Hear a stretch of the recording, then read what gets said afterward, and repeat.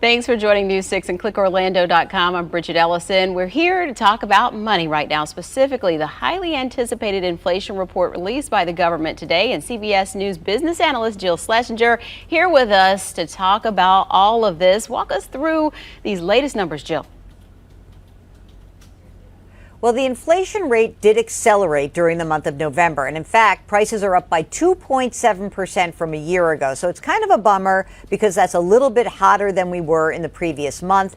I know it was largely expected by economists, but nobody likes to see the numbers moving in the opposite of direction than we would like. Now, the core rate, it does remove food and energy. Prices up by 3.3% when you take those volatile categories out. That matches the previous month. But again, it's just taking a lot longer than anyone would like. We went very fast to get the inflation rate down from over 9% to 3%, but going from 3 to 2, it's taking a longer time. And so we know prices have been fluctuating, going up and down for a lot of different goods and services. So that was a concern headed into the election. So what's the overall feeling now? We just got a fresh survey out from the New York Federal Reserve Bank, and it showed that consumers believe that the inflation rate will remain at about these levels, not just for the next couple of months, but for the next couple of years.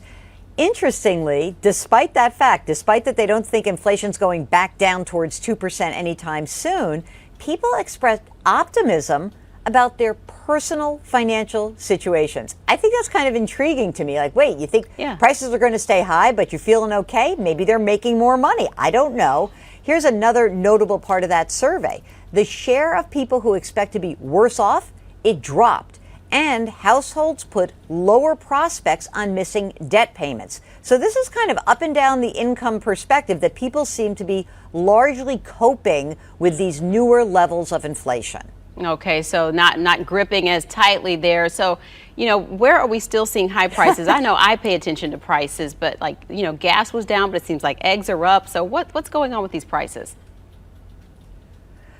Well, I think that it really, like the category by category is really tough, right? Those egg prices, it's so annoying because like 1 month they're down, then they're up, and there are a lot of different factors, but they are 37% higher than they were a year ago. Hey, good news. You want to swap out maybe cereal for eggs in the morning. Cereal prices dropped by the most in 1 month than they have ever dropped since 1989, since records going back to 1989. Now, I don't know, maybe you don't want to carb up. I get it. But, if you want to look at other areas, it's really shelter that is accounting for a lot of the problems in the inflation report. Remember, if you're paying rent or if you are buying a new house and you've got a high mortgage, the idea of your housing costs, that's where you're seeing so much of a family and household's income going. So I think that's really the culprit of why the inflation rate remains above where the Fed would like it to be. So would you say those are the biggest influences necessarily when we talk about confidence in spending, or would that be something different?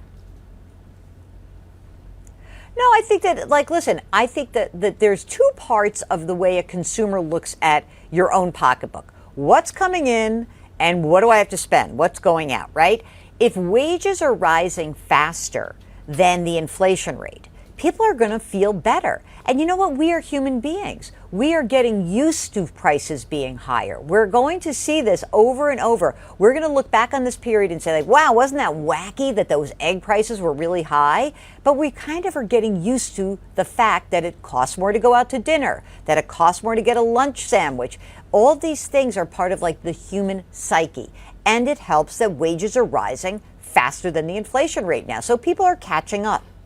Yeah, and sometimes it costs more to go and get all those things and cook it at home these days with just the way you tally up those prices and how many people we have to feed. So with this last report and then the Federal Reserve meeting next week, what do you think would happen? Does any of this make an impact on, outlooks for more rate cuts? I don't think that the Fed is going to be derailed. I think they are set to cut interest rates by 1/4 of a percentage point when they meet next week. I think what happens in 2025, that's really up in the air.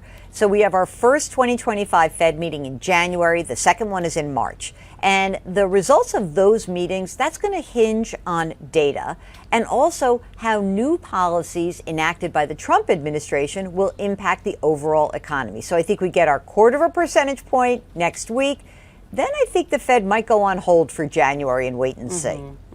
All right, it'll be interesting. Hopefully we could catch up with you again for some more updates then. Until then, happy holidays, Jill. You too. And you can see Jill regularly on CBS Mornings and CBS Evening News with Nora O'Donnell. For more analysis anytime, go to JillOnMoney.com.